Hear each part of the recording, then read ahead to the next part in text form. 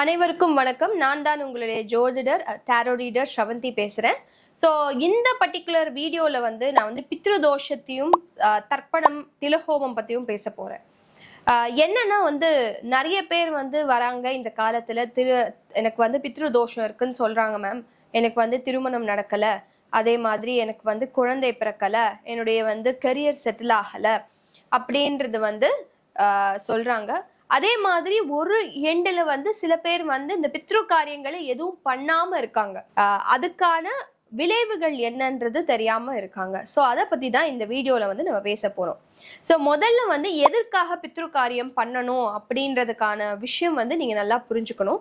இப்ப உங்களுடைய ஃபேமிலி, உங்களுடைய லீனேஜ்ன்னு வச்சுக்கோங்களேன், வம்சாவழி இருக்குன்னா இந்த வம்சாவழியில இத்தனை ஆத்மாக்கள் இருக்கும். ஸோ இங்கேருந்து ஒருத்தர் இறந்து மேலே போனதுக்கு அப்புறமா தான் அந்த காயின் மாதிரி, இங்கேருந்து ஒரு காயின் மேலே போனது அந்த நெக்ஸ்ட் காயின் ரிலீஸ் ஆகும்.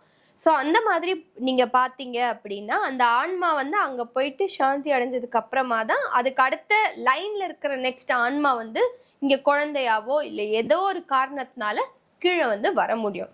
ஸோ இப்ப அந்த ஆன்மா வர முடியாது அப்படின்னு தடங்கள் இருந்ததுன்னா அஃப்கோர்ஸ் குழந்தை பிறக்கிற ப்ராசஸே தேவை இருக்காது. குழந்தை பிறக்கிற ப்ராசஸே தேவை இல்லை அப்படின்னா திருமணம் நடக்கிற ப்ராசஸும் தேவை இருக்காது. ஸோ கடவுள் அப்படியே அந்த பிளாக் பண்ணிடுவார். ஸோ அதற்காக தான் நம்மளுடைய முன்னோர்கள் பித்ரு காரியம்னு ஒன்று வச்சிருக்காங்க. இப்போ நம்ம ஹிந்து கல்ச்சர்ல மட்டும் கிடையாது, நீங்க சவுத் ஆப்பிரிக்காலையும் பாத்தீங்கன்னா ஆன்செஸ்ட்ரல் வர்ஷிப் இருக்கு, மெக்சிகோல பாத்தீங்கன்னா இருக்கு, சைனீஸ்ல பாத்தீங்கன்னா இருக்கு. ஆல்மோஸ்ட் எல்லா கல்ச்சர்லயுமே ஆன்செஸ்ட்ரல் வர்ஷிப்னு ஒன்று வச்சிருக்காங்க. அதற்கு காரணம் என்னன்னா அப்போதான் நம்மளுடைய வம்சாவளியோட லிங்க்ல நமக்கு திருமணம், குழந்தை, வீடு, வாகனம், படிப்பு இந்த மாதிரி ஒரு ஃப்ளோவா லைஃப் ஈஸியா ஸ்மூத்தா நடக்கணுன்றதுக்காக அந்த விஷயத்த வச்சிருக்காங்க. ஸோ இப்போ நீங்க என்ன மாதிரியான பித்ரு காரியங்கள்லாம் ஒரு வருஷம் தோறும் பண்ணீங்க அப்படின்னா எந்த பிரச்சனையும் இல்லாம இருக்கும் அப்படின்றத பார்க்கலாம். ஸோ முதல்ல உங்க அப்பா அம்மா உயிரோட இருக்காங்க அப்படின்னா உங்க யார் உயிரோட இருக்காங்களோ அவங்களுக்கு அடுத்த அவங்க தான் கர்த்தா. அவங்களுக்கு முன்னாடி தலைமுறையிலேருந்து எல்லாருக்கும் தர்ப்பணம் பண்ணணும். தர்ப்பணம் பிராமின்ஸ் தான் பண்ணுவாங்க அப்படின்னா உங்களுடைய கல்ச்சர்ல படையல் போடுறது அப்படின்றது ஒண்ணு இருக்கும். நான் பார்த்திருக்கேன். நான் பிராமின்ஸும் இந்த இலை போட்டு அமாவாசைனா படையல், அந்த மகாலய பட்சம்னா படையல்லாம் போடுவாங்க. அதை நீங்க உங்க கல்ச்சர் என்னவோ அதையே நீங்க ஃபாலோ பண்ணிக்கலாம். அதே மாதிரி வருஷத்துக்கு ஒரு முறையாச்சு திலஹோமம் செய்து கொள்ளுங்கள். நான் ஏன் சொல்றேன்னா உங்க லீனேஜ்ல எந்த பிரச்சனையும் இல்லை, எல்லாமே நல்லா நடக்குதுன்னா ஃபைன். இதே உங்க லீனேஜ்ல நிறைய பேருக்கு திருமணம் டிலே ஆகுது, இல்லைன்னா குழந்தை பிறக்கிறது டிலே ஆகுதுன்னா கண்டிப்பா அதுக்கானது ஒரே ஷார்ட் திலஹோமம் பண்ணா கண்டிப்பா சால்வே ஆகாது. நான் ஒரு ரீசெண்ட் எக்ஸாம்பிள் கொடுக்குறேன். இது எங்களுடைய குடும்பத்திலேயே நடந்த ஒரு விஷயம். என்ன ஆச்சுன்னா ஒரு ஒரு தாயாதின்னு சொல்லுவாங்க.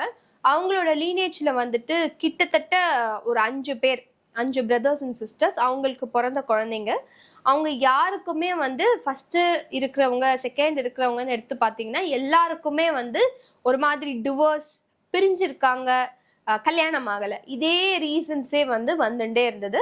த லாஸ்ட் அவங்களுடைய குழந்தைங்க 2 பேருக்கும் கல்யாணமே ஆகலை. They are 40+. ஸோ என்ன ஆச்சு, இவங்க இது அடுத்த தலைமுறைக்கும் அஃபெக்ட் ஆயிடுமோ அப்படின்னு சொல்லி கேட்டாங்க. ஸோ அதற்கு பார்த்தீங்கன்னா நீங்க வருஷந்தோறும் திலஹோமம் பண்ணிக்கோங்க அப்படின்னு சொல்லும் போது, இல்லை நாங்க ராமேஸ்வரம் போய் பண்ணிட்டோம், நாங்க 1 டைம் பண்ணிட்டோம் அப்படி இப்படின்னாங்க. பட் என்னோட குரு சொல்லிட்டாரு, இல்லை நீங்க வருஷம் பண்ணி தான் ஆகணும் அப்படின்னு. ஆல்மோஸ்ட் 6 years அவங்க ஆயிடுச்சு. ஸோ நெக்ஸ்ட் ஜெனரேஷனுக்கு இப்ப கல்யாணம் ஆக ஆரம்பிச்சிடுச்சு. ஸோ பாத்தீங்கன்னா மேபி இது பித்ருக்களுடைய ஆசீர்வாதமாகவும் இருக்கலாம், இல்ல அந்த கிளியரன்ஸ் நடக்கும் போது அந்த லீனேஜ்ல என்ன பிளாக்ஸ் இருந்தாலும் அது ரிலீஸ் ஆகும். ஸோ கண்டிப்பா நீங்க வருஷத்துக்கு ஒரு முறை திலஹோமம் பண்ணணும். அது எப்ப பண்ணலாம்னா மகாலய பட்சத்துல பண்ணலாம், அப்படி இல்லைன்னா ஆடி மாசத்துல பண்ணலாம், இல்லைன்னா தை மாசத்துல பண்ணலாம். ஸோ எப்பெல்லாம் அமாவாசை வருதோ அப்பெல்லாம் நீங்க பண்ணிக்கலாம். ஸோ எந்த அமாவாசையில உங்களுக்கு கன்வீனியன்ட்டா இருக்கும், இல்லை உங்க பித்ருக்கள் யாராவது இறந்து போயிருக்காங்கன்னா கண்டிப்பா நீங்க பண்ணலாம். ரெண்டாவது நீங்க பித்ரு தர்ப்பணம் இல்ல பித்ரு காரியமே பண்ணல அப்படின்னா என்ன நடக்கும்னு சொல்றேன். இப்போ நமக்கு பசிக்குது, நம்ம தண்ணி குடிக்கிறோம், சாப்பாடு சாப்பிட்றோம், ஃபைன். இப்போ நீங்க ஆன்மா, நம்மளுடைய லீனேஜ்ல இருக்கிற ஆன்மாக்கள்ல மேல போனதுக்கு அப்புறமா அவங்களுக்கு அங்க தண்ணியோ அன்னமோ கொடுக்கறதுக்கு யாருமே இருக்க மாட்டாங்க. ஸோ நம்மளுடைய வம்சாவளியில இருக்கிறவங்களுக்கு நம்ம தான் வந்து கொடுக்க வேண்டியிருக்கோம். ஸோ அந்த கொடுக்கும் பொழுது நம்ம மிஸ் பண்ணிட்டோம் அப்படின்னா மேல இருக்கிறவங்க வந்து சாபம் விடுவாங்க. அதுதான் பித்ரு சாபம், பித்ரு தோஷம்னு ஆயிடும். ஸோ அந்த சாபம் விடும்போது அடுத்த தலைமுறைக்கு அது அஃபெக்ட் ஆகும். அடுத்த தலைமுறையில வந்து ஒரு மாதிரி டிசீஸோட பிறக்கிறது, கை கால் இல்லாம பிறக்கிறது, இல்லைன்னா வந்து பேச்சு வராம இருக்கிறது, இல்லைன்னா வந்து மென்டல் டிசார்டர்ஸ் வர்றது, அதெல்லாத்துக்கும் காரணம் இந்த சாபம் தான். இதுக்காக தான் கண்டிப்பாக நீங்க பித்ரு பூஜை, பித்ரு தர்ப்பணம், பித்ருக்கு திலஹோமம்லாம் பண்ணிக்கணும். அதே மாதிரி சில லீனேஜஸ் எல்லாம் பித்ரு கர்மா வந்து ரொம்ப ஸ்ட்ராங்கா இருந்தது அப்படின்னா அவங்க தலைமுறையில யாராவது ரொம்ப பேரை கஷ்டப்படுத்தி இருக்கலாம், இல்ல ரொம்ப பேர் வந்து சாபம் வாங்கியிருக்கலாம். அதெல்லாம் அவங்களோட ஹாரோஸ்கோப்ல பார்த்தா சில பிளானட்டரி காம்பினேஷன்ஸ்ல தெரியும். ஸோ அதுக்காக உங்களுக்கு அந்த பித்ரு பூஜை இல்லைன்னா வந்து பித்ரு தோஷம் இருக்கான்னு கிளியரா தெரியணும் அப்படின்னு ஆசைப்பட்டீங்கன்னா கண்டிப்பா உங்க ஹாரோஸ்கோப் எடுத்துட்டு வாங்க, நம்ம கிளியரா பார்த்து சொல்லலாம். ஏன்னா பித்ரு தோஷத்திலேயே வந்து டிகிரிஸ் அண்ட் வேரியேஷன்ஸ் ஆஃப் பித்ரு தோஷம் இருக்கு. சில பேருக்கு மைல்டா இருக்கும், சில பேருக்கு ஸ்ட்ராங்கா இருக்கும். அதெல்லாம் உங்க ஹாரோஸ்கோப்பை பார்த்தா கிளியரா பார்க்க முடியும்.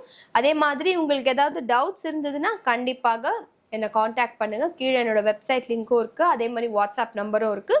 அதே மாதிரி இந்த வீடியோவை யாருக்கெல்லாம் யூஸ்ஃபுல்லா இருக்குன்னு நினைக்கிறீங்களோ எல்லாருக்கும் ஷேர் பண்ணுங்க. Thank you very much.